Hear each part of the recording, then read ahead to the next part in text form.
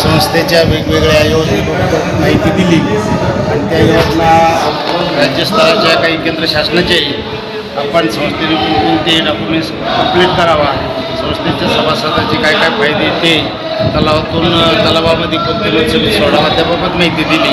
आणि महाराष्ट्र शासनाने मत्स्य विभागाने संभाजीनगर जिल्ह्यामध्ये 3 मत्स्य व्यवसायाचे सप्लायर आहेत. एक जायकवाडी आहे, एक प्रवरा संगम आहे आणि एक खेळणा आहे.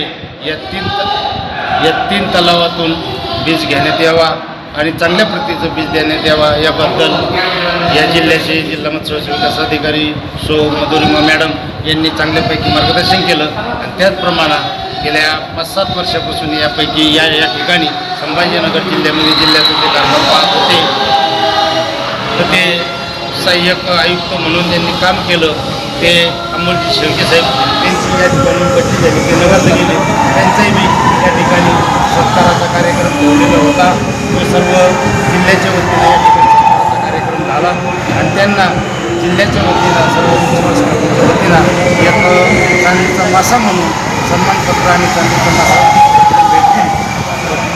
आणि तुम्ही कुठून आलात? आम्ही वैजापूर तालुका खंडाळा पानगाव गाव. आपलं नाव? गाव माझं नाव देवराव म्हस्के, चेअरमन पानगाव. वैजापूर तालुका मत्स्य व्यवसाय शोधक संस्थेचा व्हाईस चेअरमन.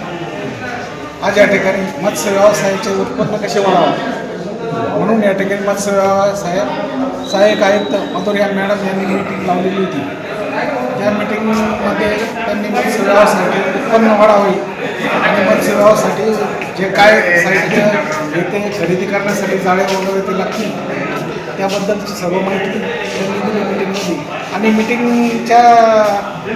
झाल्यानंतर श्री शेळके साहेब मत्स्य व्यवसाय अधिकारी यांची बदली अहिल्यानगर या ठिकाणी झाली.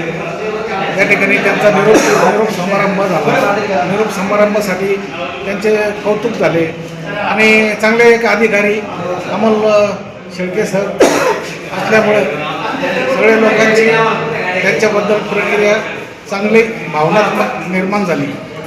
तुमच्या काय अडीअडचणी काय होत्या, तुम्ही काय सांगितलं नेमकी? अडीअडचणी सांगितल्या सर्व सरकारच्या लोकांनी त्यांच्या ज्या अडीअडचणी होत्या मत्स्य विभागाला सांगितलं. आपलं नाव? माझं नाव संजय आता